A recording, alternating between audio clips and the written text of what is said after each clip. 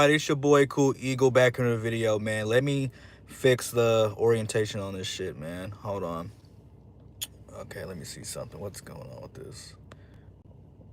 All right. Orientation is locked. Why are you saying orientation is locked?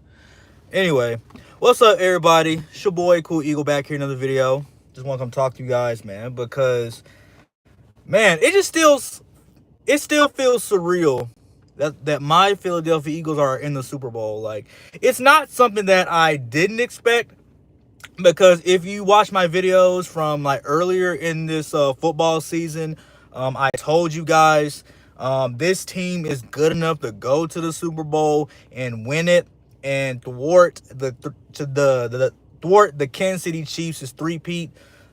Obviously something historic that a lot of people want to see a three-peat, and probably what half of football fans don't want to see, because if you let the Chiefs three-peat, yeah, sorry about that, guys. There does appear to be some connection issues here, but so if Patrick Mahomes were to win this Super Bowl, that automatically puts him in discussions to be talked about with Tom Brady.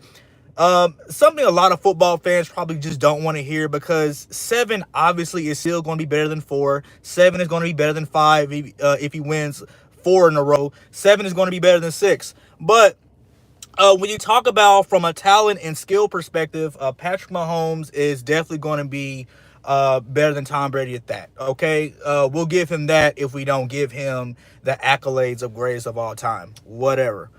Because for years people have talked about, quarterbacks that were more skilled than Tom Brady, like Peyton Manning, the Joe Montanas, like just to name a few quarterbacks on top of the list. And it just shows why the Eagles winning this Super Bowl is just so pivotal. Winning this Super Bowl for the Eagles is so pivotal because not only does it make Jalen Hurts an all-time Eagles great, it quells a lot of these media pundit hot takes talking about Jalen Hurts is just a liability for this team. Even though Jalen Hurts in 2022 took this team to the Super Bowl and was top 3 candidate for the most valuable player of the year. And it just quells that whole narrative that Jalen Hurts can't throw the ball. Because if he was top 3 in MVP voting in 2022, then clearly he has some talent at throwing the ball. And this is the same thing that they did to Lamar Jackson when he won his first MVP.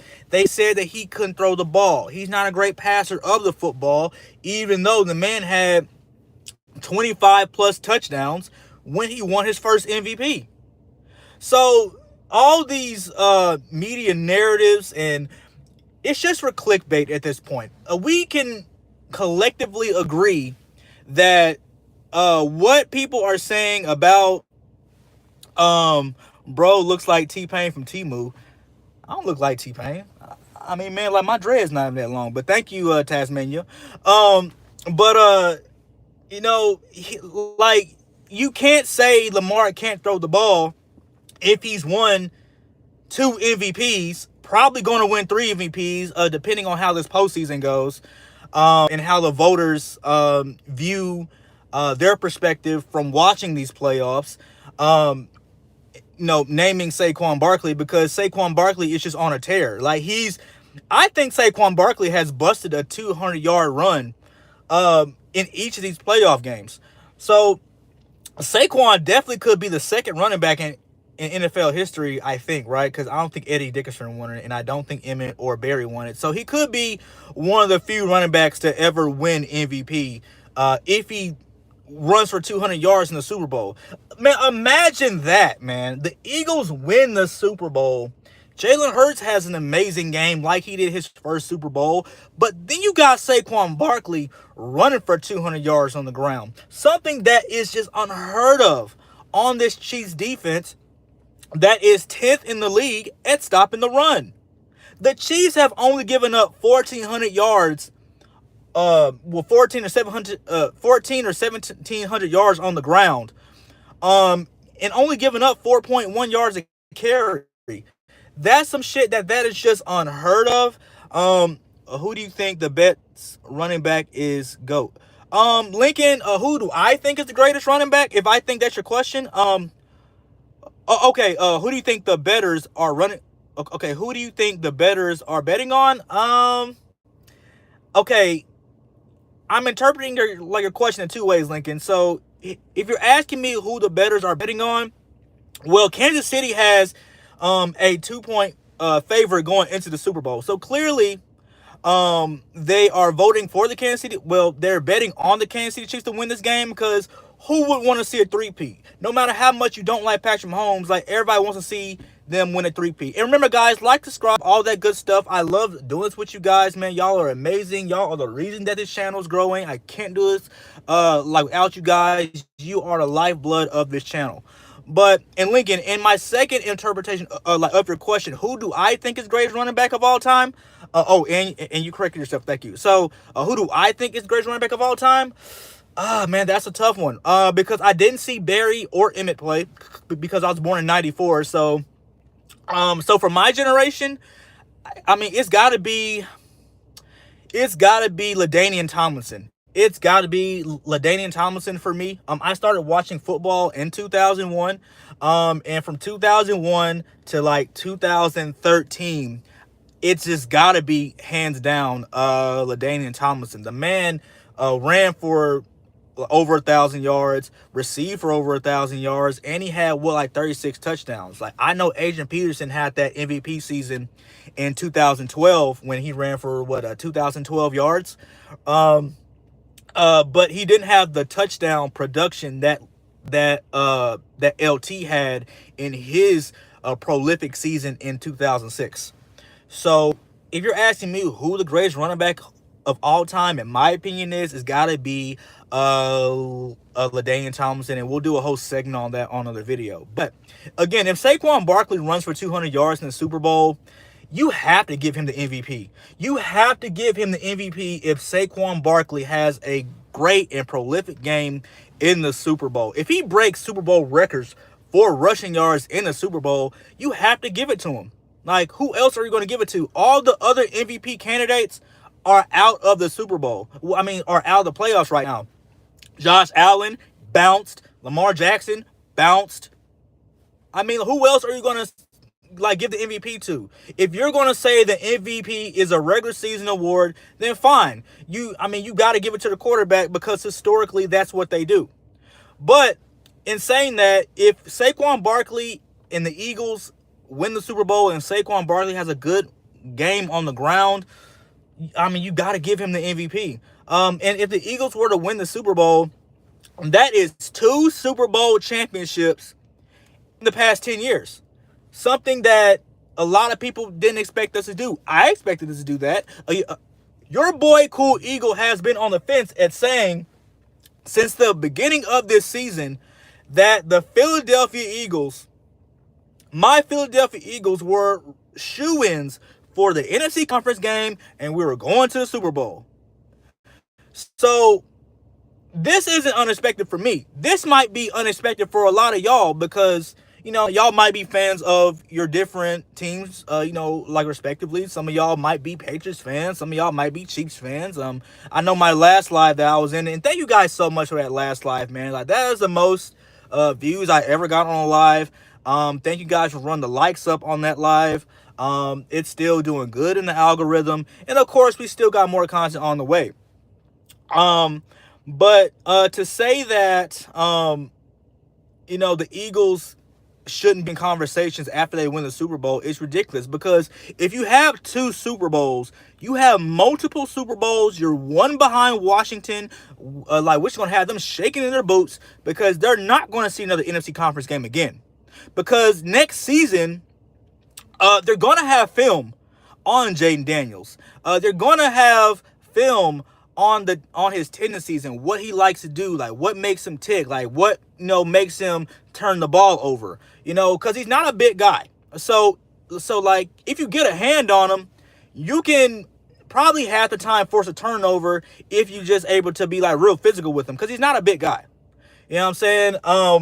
And then like just in the NFC East in general, right?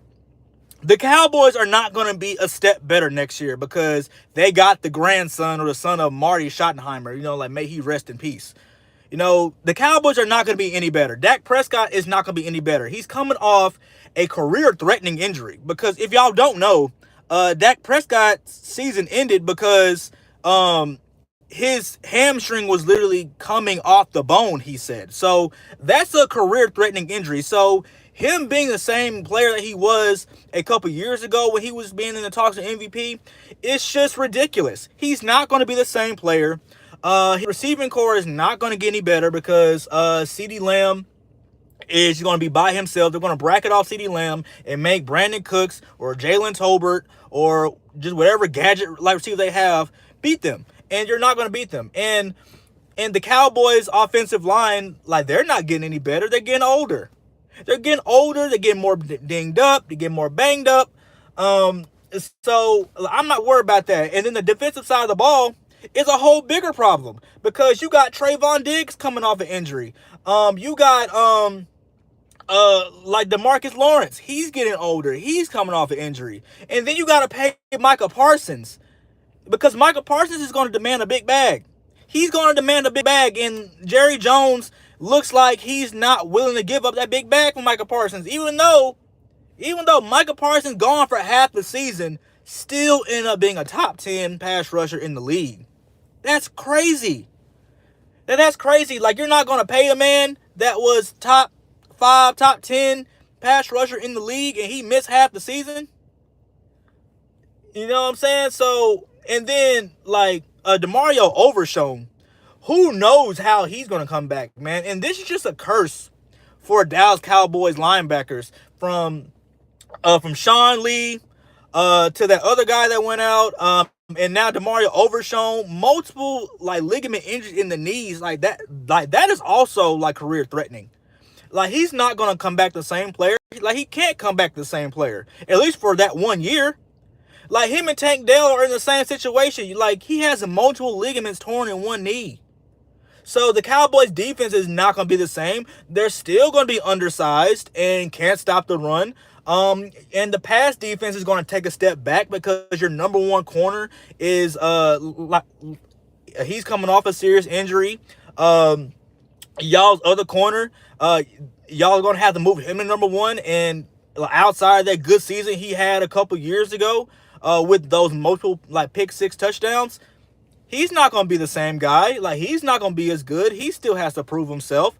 So just in the NFC East alone, the Eagles are going to be still dominant. Like, we're possibly going to have a 3-time NFC East champion, something that we haven't seen in a very long time.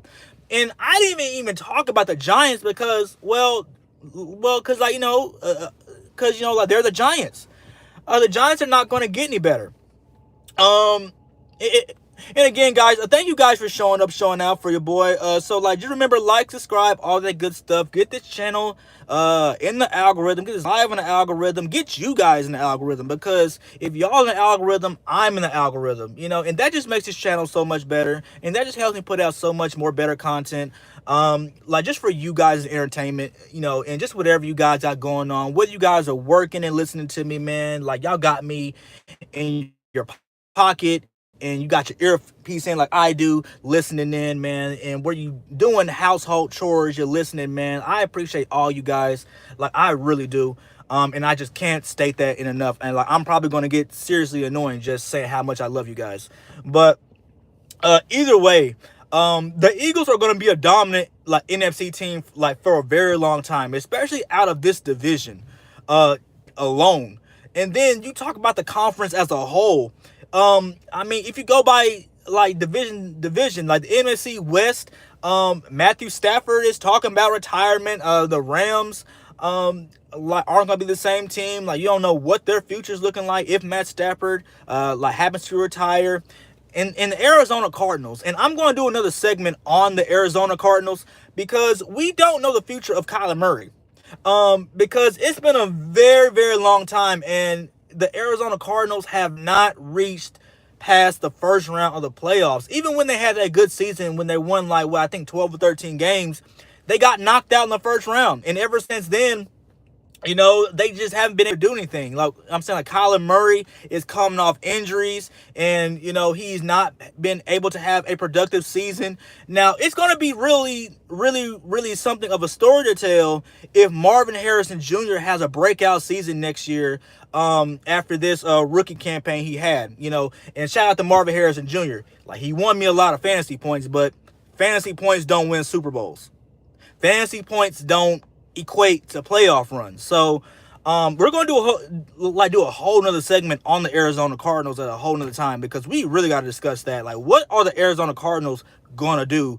Because they can't keep paying Kyler Murray and not getting no like production, meaning like going to the playoffs. Especially when you have a down year, with the San Francisco 49ers. Like with their plethora of injuries, drama in the media with like Devontae Campbell walking off the field saying he doesn't want to play anymore. So the 49ers like have their own problems, and then they still got to figure out how much are they going to pay like Brock Purdy, because clearly he's not worth a max contract, because you see what happens when you take his weapons away. Like, he's not that guy that took you to back-to-back NFC conference games. He's not that guy. He's not that guy. Even though I will say this about Brock Purdy, the kid has heart.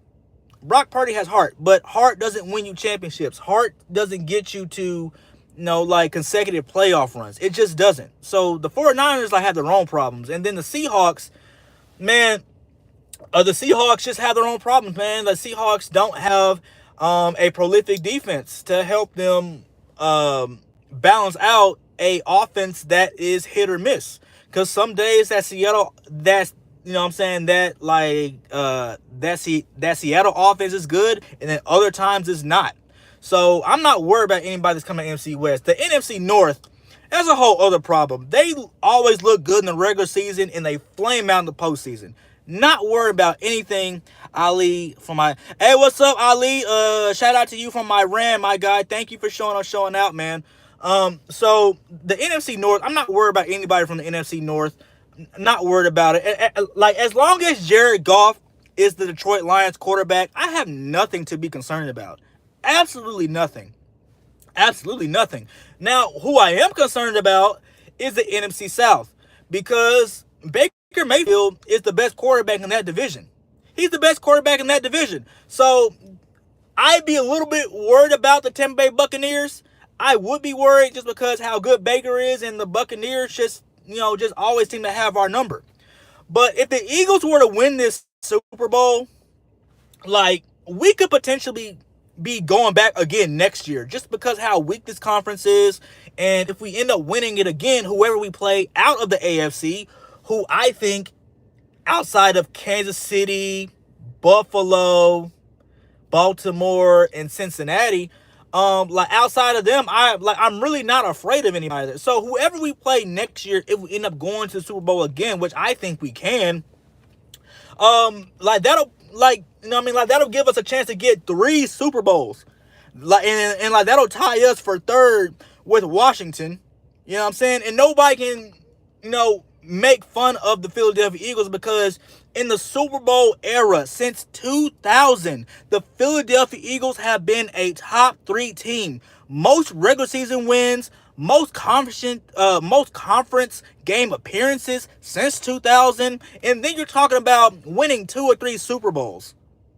Man, and that's going to put Jalen Hurts in another echelon of quarterbacks, because the man is the first Eagles QB to reach 2 Super Bowls.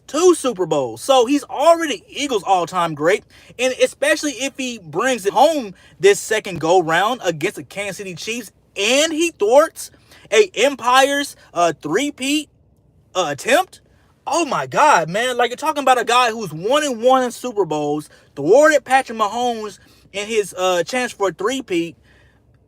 Like, and you're just talking about a guy that has the most rushing touchdowns in playoff history. But that's a whole other segment, man, because I got a few minutes to run, man. But we got to talk about this Donald Trump. We got to talk about this Donald Trump,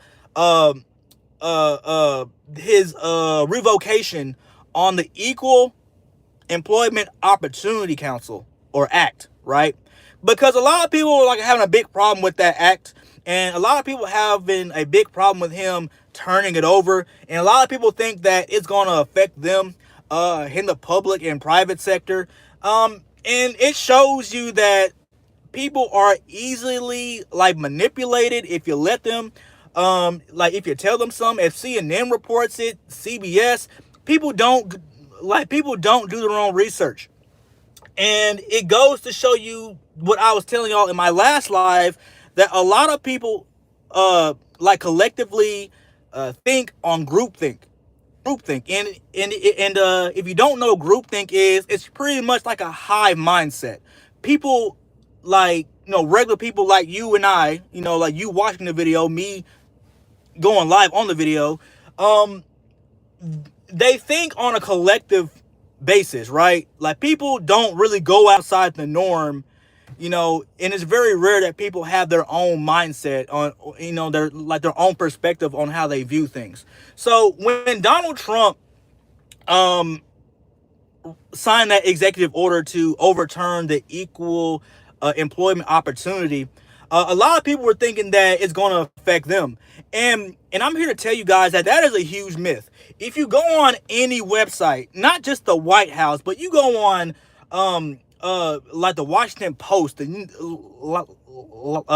New York Times, a lot of these websites that talk about this executive order, it will clearly tell you and outline that this order does not affect you.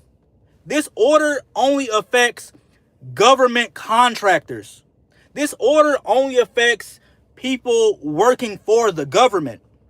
So, like, it's not going to affect somebody that's working at McDonald's. It's not going to affect anybody that's working at Chase Bank as a as a clerk teller. It's not going to affect people that are working regular jobs. No, Donald Trump revoking the equal employment opportunity doesn't affect people in the public and private sector. It only affects government contractors and federal workers. So if you don't have a federal job, or if you're not applying to a federal job, it doesn't affect you at all. If you're not a government contractor, it doesn't affect you at all. It doesn't. So like for those of y'all who are applying to places like McDonald's, again, nothing wrong with these regular jobs. Everybody has a role somewhere. Everybody needs to start somewhere, So like, not doing any kind of job slander, but if you work in the public and private sector, this revocation, this executive order by Donald Trump does not affect you. If you're a government contractor, if you're a federal worker, it does not affect you. So, in my opinion on why Donald Trump has signed this order, and again, guys, remember, just like, subscribe. Again, I thank you guys for showing up and hear me, ramble on about some stuff. That's, that could be or could be not useful to you, because a lot of people are very concerned about the thing that Donald Trump is going to do these next 4 years, and we're going to go into all that. You know what I'm saying? So, what my opinion is, why I think Donald Trump has signed this executive order, and I'm gonna say this real quick and I'm gonna get out of here. Why I think he did it, I don't think he wants people in the government that are hired because they're in that he, she, them, they movement. I don't think he wants people hired because they're black or they're white, or like you gotta feel like you gotta hire them because of their ethnicity or how they gender themselves. I think he wants quality people that actually deserve to work in the most powerful governmental institution in the world. I don't think he wants anybody in there like we saw with Joe Biden's administration. I think he wants better, more qualified, more meritocracy, more people of merit in this government than what we've seen before. But we'll go more into that, because I gotta get back on the clock, because like y'all, I work a regular job. So remember, like, subscribe, all that good stuff. We got more content on the way, guys. Just wanted to come holler at you guys right quick. But until then, your boy Cool Eagles out here.